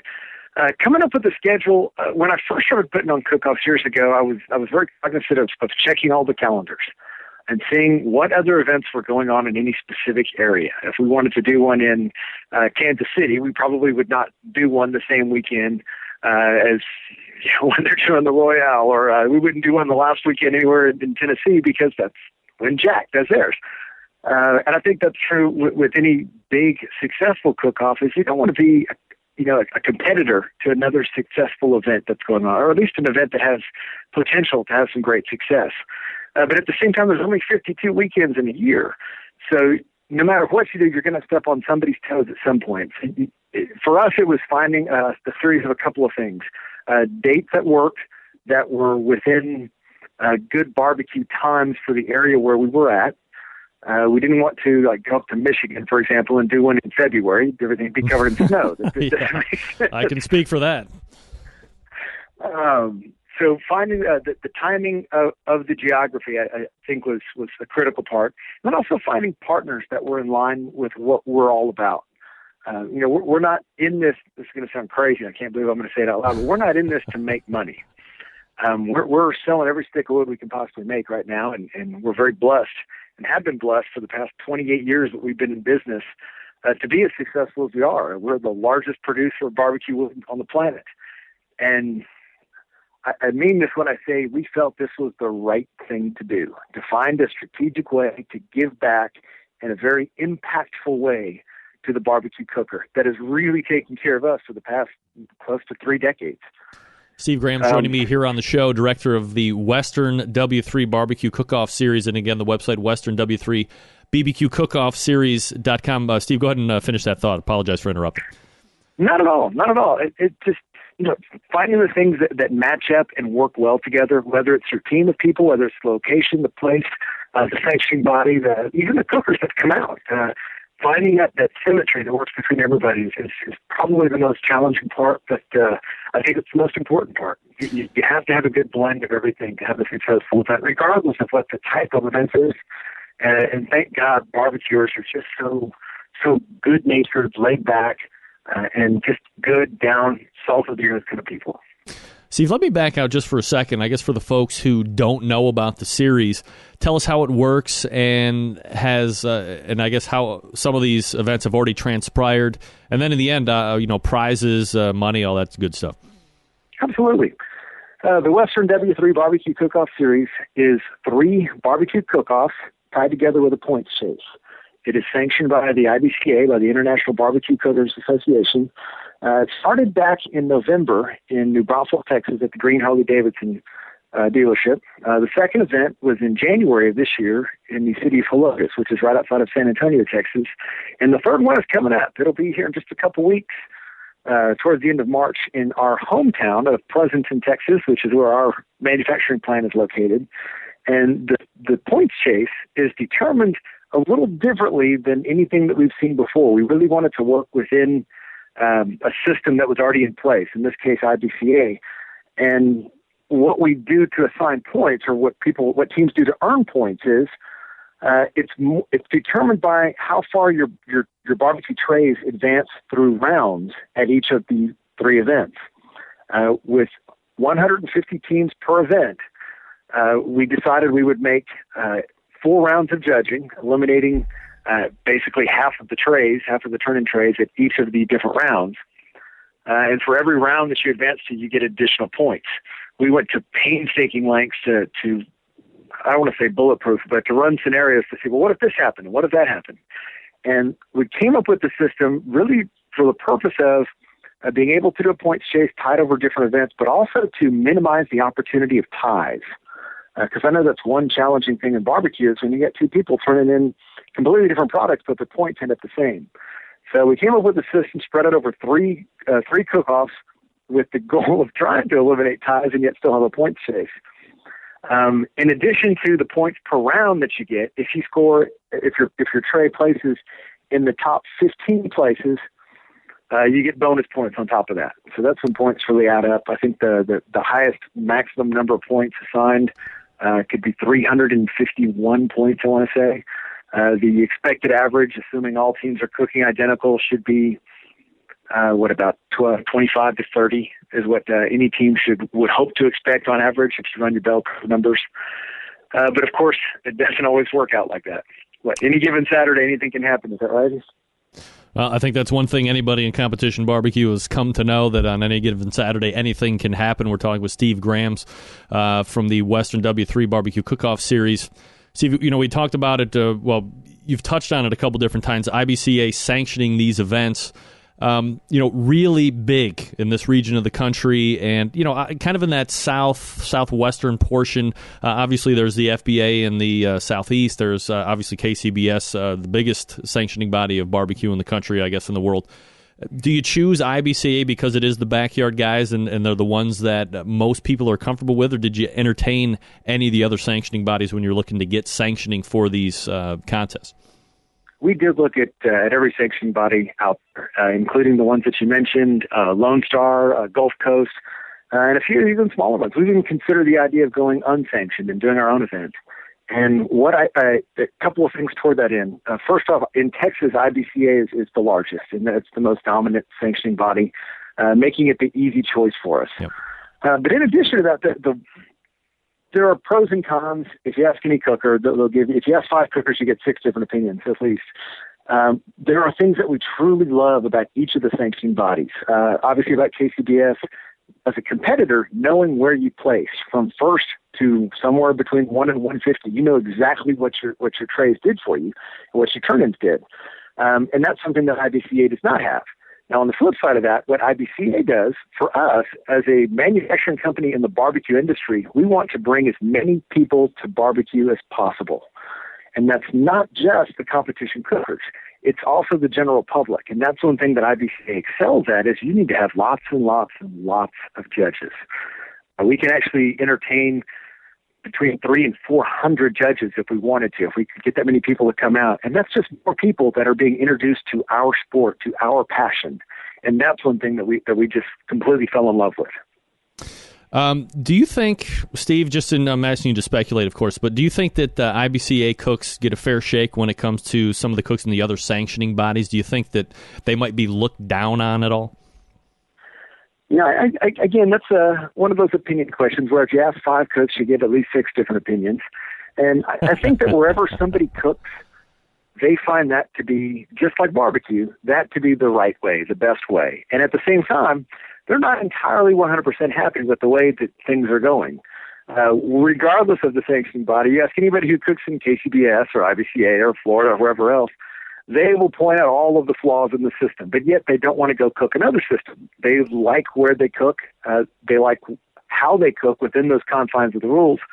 And I think that's true of so many things, is that any system can be made better. Any system can find improvements. I think that when you start looking at which one's better or which one is more highly regarded or looked down upon, I don't think that's fair or appropriate in barbecue to do that, because that's not what barbecue's about, not to us anyway. For the folks, I guess, that aren't familiar with IBCA rules, can you give us kind of a quick Cliff Notes version of how the judging takes place in your events and in that series? Absolutely. Cliff Notes version would be there is no garnish, which is one big difference from KCBS. All the trays are identical, with only a piece of foil on the bottom of the tray.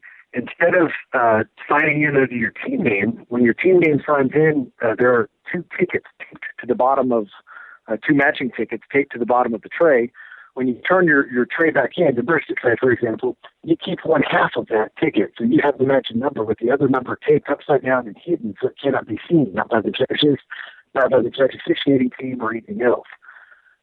Therefore, when trays advance around, then you end up with your final table and you end up with your winners. You're not calling out team names, you're calling out ticket numbers. And nobody knows who has that other ticket until you call the number out, and that person comes and you match the tickets and you have it verified by the chief judge.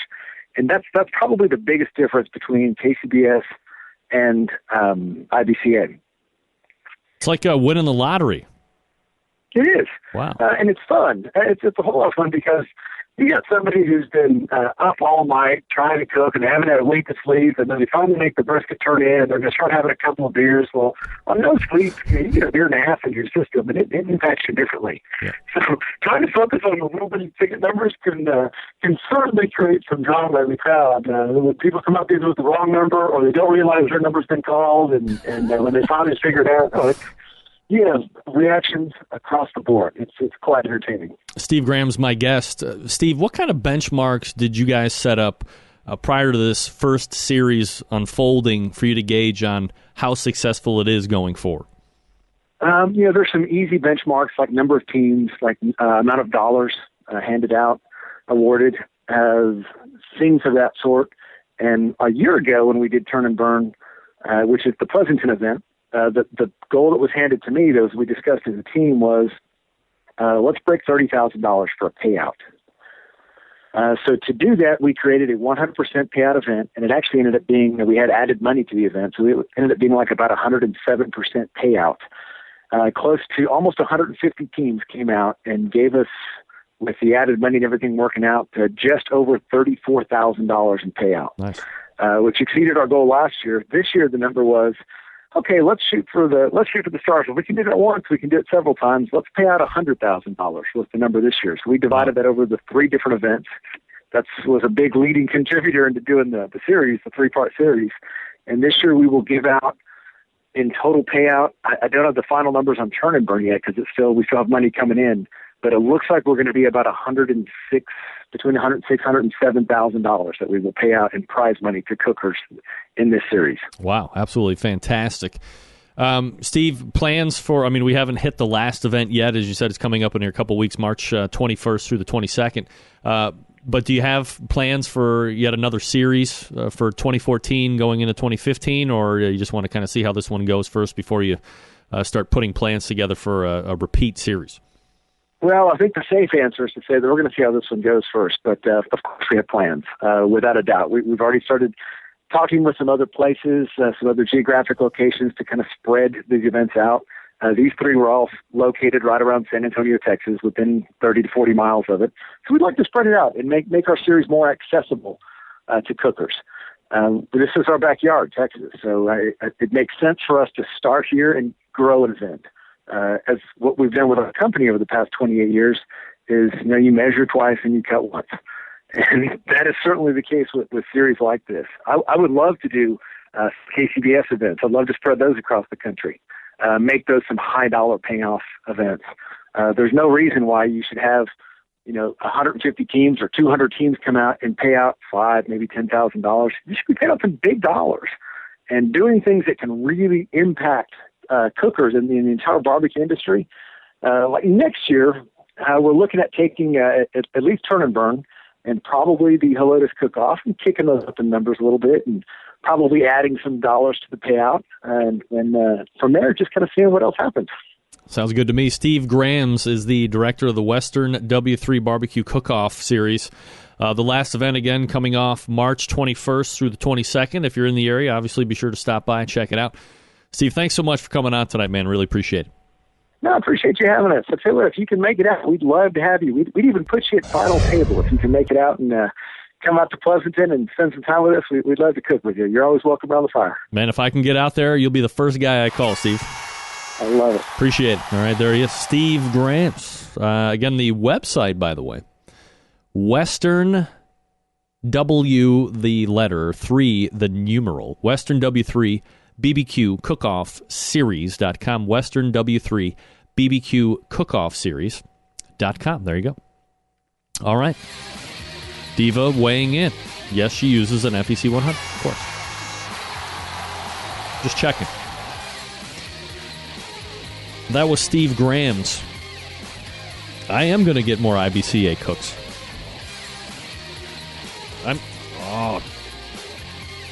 Try my damn pen. Let me ask you something. Do you hate standing near the hot grill waiting for your food? The answer is yes. Let iGrill take care of it. The iGrill 2, that's the newest one, it's on pre-order. iGrill Mini Bluetooth grilling thermometer, the iGrill, of course, the original iGrill. Working with your iOS device to let you know when your food is perfectly cooked. From almost 200 feet away, they magnetically mount to your grill or smoker and come packed with pretty awesome features like graphing for you nerds, minimum and maximum temperature settings, custom alarms. A powerful yet compact single-probe iGrill Mini comes complete with the proximity wake-up and LED temperature indicator that goes through a range of color-based on doneness. Red lets you know your food has reached its target temperature, while green, yellow, and orange show its progress in that order. Get your own iGrill Mini for $39.99 at devicesinc.com. That's iDevicesinc.com. Or look for them in select Lowe's stores across the country. The iGrill 2 is bigger and badder than ever with a full illuminated display, 4 probes for maximum temperature tracking. Ships in May, so a couple months from now. Pre-order your iGrill 2 right now for $99.99. Get free shipping on any order for $50 or more at iDevices Inc. That's the letter I. Devicesinc.com. Follow iGrill on the Facebooks. And you can get exclusive offers and updates from the Facebook page as well. And don't forget, if you go to iGrillinc.com and you order stuff through there, same shipping discount applies. Anything over $50 ships for free. But if you enter code CENTRAL at checkout, promo code CENTRAL, CENTRAL, you get 10% off your order. So check it out. It's iDevicesinc.com. That's the letter I, devicesinc.com. The iGrill, iGrill 2 and iGrill Mini. Get 1, 2, or all of them, and you will have the full family of iGrill stuff. Well, the iGrill 2 will be up now, but then you'll have it. You'll be ready. All right, we will be back with the profit of smoked meat right after this. Stick around. We'll be right back. Big name interviews, advice on cooking brisket and ribs, and the only host willing to share his honest opinion on all things important in the world of barbecue. It's the Barbecue Central Show.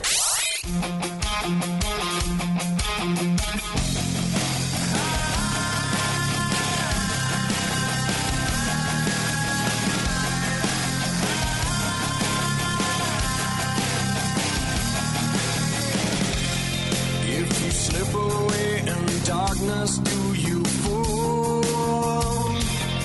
And if God created love, all right, welcome back. 877-448-0433, Greg at thebbqcentralshow.com. If you are looking to jump in tonight, more than happy to have you, should you see fit. Helping me close the show tonight, a man who to date, the only editor of barbecue in the country. You can find his works being done at Texas Monthly. You can visit him at tmbbq.com for online access. Let's go ahead and race over. Welcome back, good friend of the show, Daniel Vaughn joining us. Daniel, how are you, buddy? Uh-oh.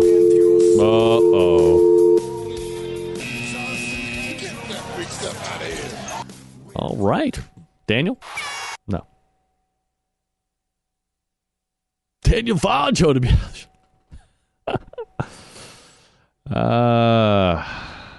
One phone. All right, let's try this one. Just in case. It won't happen 2 weeks. Kent is already up in arms that 2 weeks in a row I could be eating the Daniel Vaughn poop sandwich. Let me tell you something. That doesn't go over well in this house. Hi, is Daniel in? Hello? Hi, is Daniel in? Can I tell him who's calling? Yeah, Greg Rempe from the Barbecue Central show. Okay, yeah, just a second. Thanks.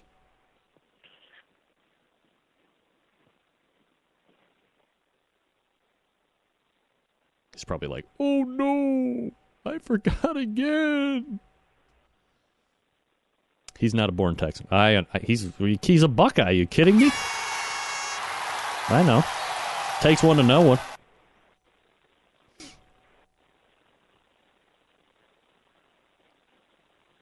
Luckily, the silence isn't awkward. That would be really weird. While we're waiting for Daniel, who I believe, we should get confirmation, is going to be going to that Houston Livestock and Rodeo event. Jeffrey Stark's weighing in. Greg, your mom is online too. She wants to scold Daniel. Thank you, Jeffrey. As a matter of fact, I think... Oh. Hello? Daniel, Greg Rempe, Barbecue Central show? Yes. Yo, what's up? Did I wake you up? Just trying to get the kids to bed. Should we reschedule for 2016? No. They finally did. All right, good. Kids are down, and now it's time to talk barbecue like men do. Daniel, first of all, let me change this graphic and show. I have this great picture of you where you have a whole Packers slung over your shoulder like you're a 1940s mailman. Is that done like on a magazine shoot type? I mean, that looks professionally done. Yes, that was for the Dallas Observer. I like it. It looks very very beefy. Yeah, they had to give me a towel for that one right underneath the brisket so my shoulder wouldn't get too bloody. Yeah, I would imagine. All right, Daniel Vaughn joining us here, the Texas Monthly Barbecue editor, tmbbq.com, the website. Daniel, are you going to be taking part or going down and looking at the Houston Livestock and Rodeo event, which I believe is this coming weekend? Yes, absolutely. I'll be headed down there on Thursday morning. Going to be eating barbecue all over Houston. And then be going to check out the festivities and also the competition. Have you been to the Houston Livestock and Rodeo event before? You know, I've been there. I've been there to walk around, see some of the teams and things, but I didn't really go down knowing anyone. So this will be the first time I've gone down there actually knowing some of the teams and with real plans to go view the competition side of it. Is it also Daniel Vaughn going down with the fame that you have achieved now over the last 12, 14 months? Kind of a celebrity down there, right? Well, there's a few people who know who the barbecue editor is, but I wouldn't call it a celebrity so much. I certainly have more teams who are willing to give me passes to their tent and things to come in and check out what they're doing. I think all of them are hoping to get a mention in Texas Monthly of some sort. Is it a huge spectator event as well? I mean, obviously there's a number of competition teams, and I've heard you got to be willed a spot in order to take part, and it's not something you can just kind of enter in, almost like how the rib burners do it at the rib cook-offs from city to city. Is that something that you have found to be true in your findings? Yeah, there's a lot of people who show up to kind of check out the spectacle, and I think a lot of people who attend have an idea that they're just going to be passing out barbecue samples all over the place. But it's one of those things where if you head down to the stock show and rodeo without knowing one of the teams or without really knowing anybody involved, you can do a whole lot of walking and looking, but not a whole lot of eating. Yeah, no doubt about it. Daniel Vaughn joining me here on the show. Dan, all right, so a couple different things I wanted to talk with you about tonight, and one of them is, I don't know if it's the most associated barbecue meat with Texas. I would imagine maybe some people would think sausage, but I immediately go to a brisket. And obviously there's a rich Texas brisket history down there, something that you've written on recently. Was there something new that you found, or was it like a more storied tradition? Was it less of a tradition than people think it is? What did you find about brisket? Well, we've been eating brisket for a long time in Texas barbecue joints, but for much of that history, it wasn't the single meat that was being cooked, and it certainly wasn't something that people were specifically asking for. A lot of the meat markets in town, a lot of meat markets in the state were taking the entire forequarter of beef. So that would include the beef ribs, the shoulder, the brisket, of course, even the chuck roll, and smoking all of that together. And so you would just go into a barbecue joint, and for the most part, you'd be ordering barbecue beef. You weren't ordering a specific cut like a beef rib or a clod or a brisket.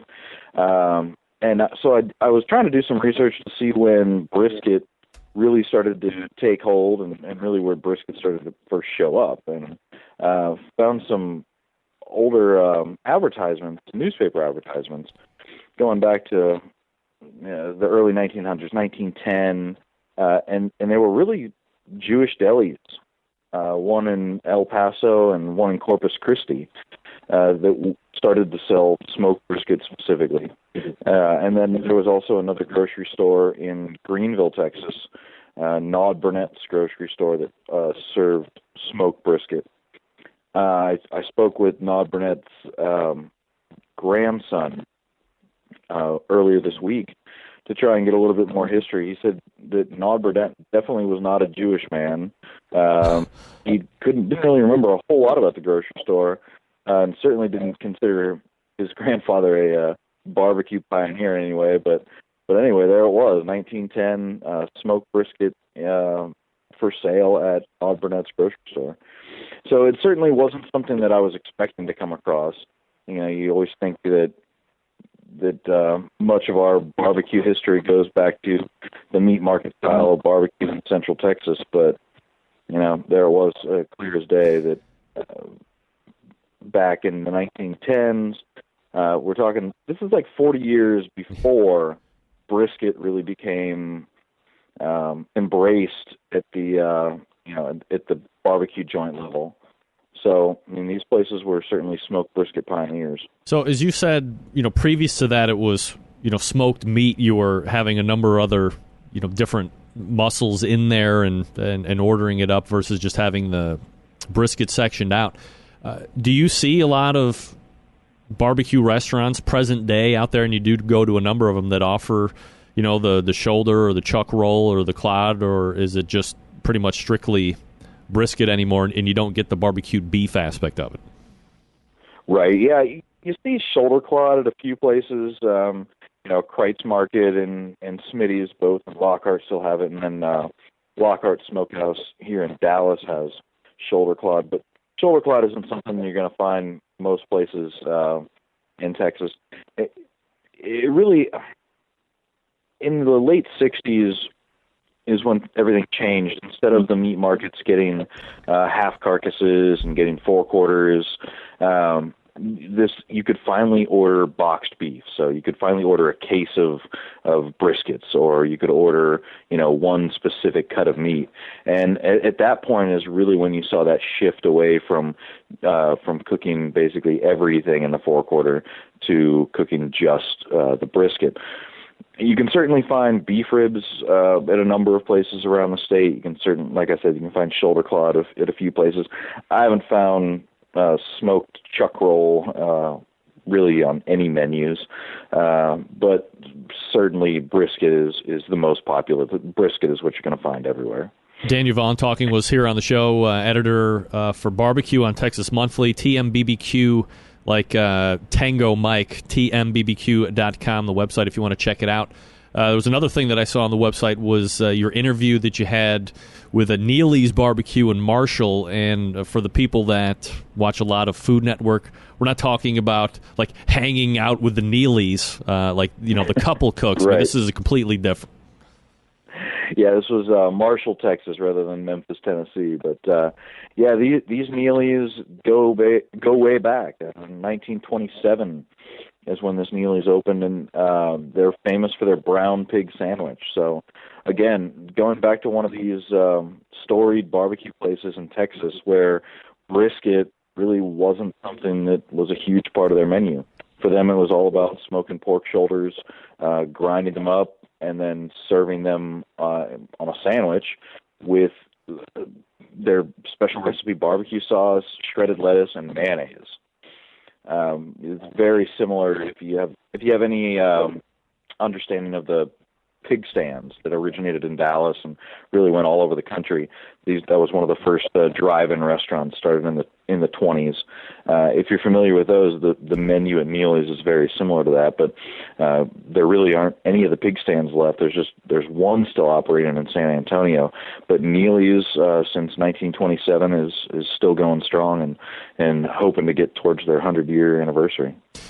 Do you see, or will they, when you're asking and you're interviewing them, do they say that they still get a ton of foot traffic, or how is the business cycle for them gone over the years?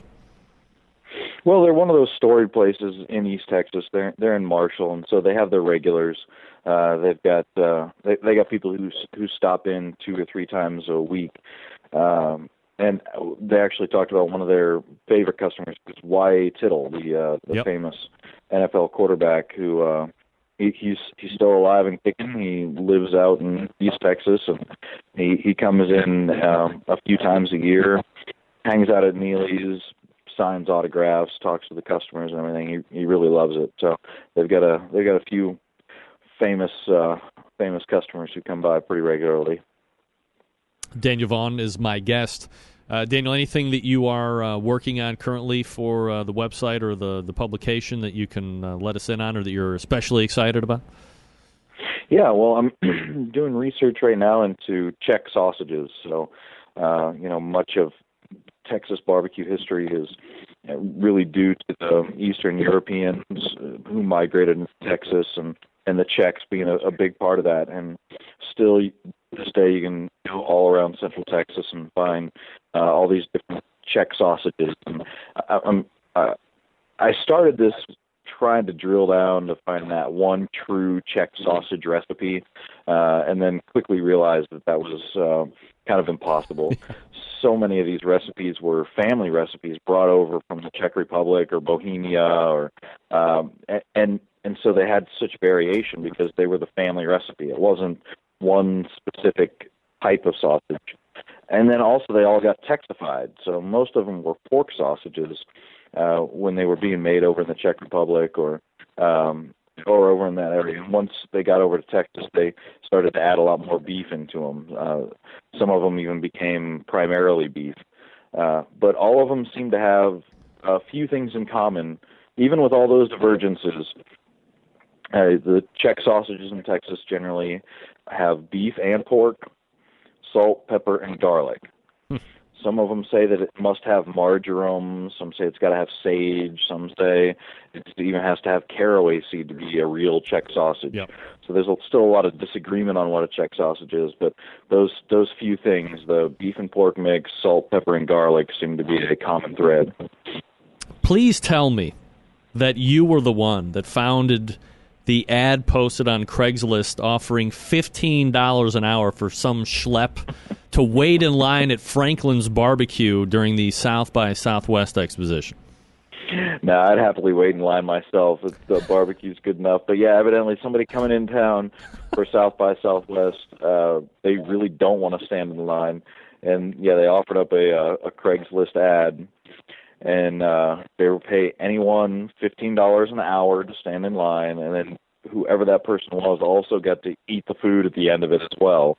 I called Aaron Franklin for comment, and he basically wouldn't touch it. He's like, you know what? It's great that we're popular enough that there's actually a demand for that.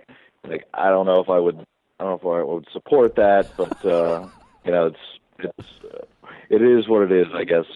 Supply and demand, capitalist society, and all that. But yeah, it certainly puts them in a unique category of places that you could actually make money standing in line at. Yeah, absolutely. I mean, that's my follow-up question before I let you go is, and I know you've been there, and I'm actually going to be interviewing Aaron, I believe, at some point. It's set to be April 1st, of course, because April Fool's Day, so you know he's never going to show up. Nevertheless, is it that good where you would actually consider paying somebody if you didn't want to stand in line, or are we getting a little far-reaching at that point? I think it's getting a little far-reaching. I mean, the thing is, you can get online, get on his website, and you can actually reserve meat to go. I think at this point you probably have to reserve it like 2 or 3 weeks ahead of time. But if you know the date that you're coming into Austin, you can reserve the meat to go and just go in at like 10:30 in the morning and pick it up. So as long as you have a little bit of forethought and can plan ahead, there's really it's not absolutely necessary to stand in that long line. Is there romance to standing in the line, saying that you waited like everybody else? Does it add benefit? And also a lot of people turn it into a big event. I mean, right across the street, there's a guy who's selling wrenching chairs for $5 for the day, or for however many hours you need to stand in line. And then there's they come up and down the line. The employees of Franklin Barbecue come up and down the line selling beer, and people show up with their lawn chairs and coolers and mimosas. Wow. And maybe even breakfast, and make a big party scene out of it. So there's certainly an element of the line taking on a life of its own. Yeah, it seems like it could be mistaken for an SEC football game tailgate to some degree. Yeah, absolutely. Except they're just waiting for the barbecue.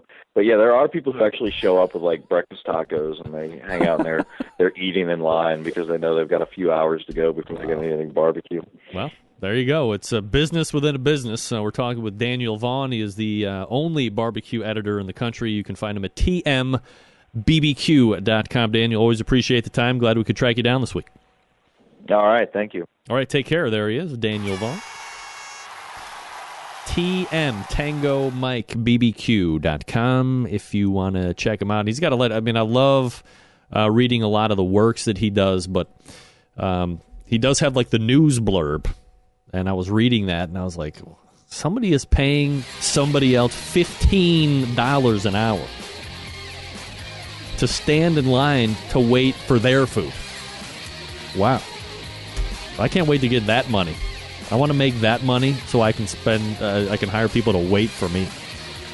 Folks, Tasty Lakes Barbecue Supply, known for their amazing selection of cooker sauces, rubs, and all the things for both the Backyard Cook and the Serious Competition team as well. They sell Big Green Eggs, Kamado Joe cookers, Primo cookers, Mac and Green Mountain pellet grills, all the Weber grills, and all the Weber smokers, as well as Meadow Creek cookers, and cookers that you can't get anywhere else. The largest barbecue guru dealer in the country, and the very first to offer professional and amateur cooking classes, featuring well-known chefs like Harry Sue and Todd Johns from the Plowboys. Call Fred Bernardo, the smoking guitar player, or call him whatever you want as long as you buy something. Anyway, you can call him or his friendly staff at 800-677-2882, or just go over to your internets and look them up at TastyLakesBBQ.com. That's TastyLakesBBQ.com. And don't forget, the Smoking Guitar Player has over 150 cooking videos on the website as well. And in a couple of them, he doesn't even try to sell you anything. Just spitting knowledge like a pro. That's Tasty Lakes Barbecue Supply in beautiful, dare I say, tropical downtown Shillington, Pennsylvania. And if you can't get out there, which, probably the majority of you can't, visit TastyLicksBBQ.com. That's TastyLicksBBQ.com. We're back to wrap up right after this. Stick around. We will be right back.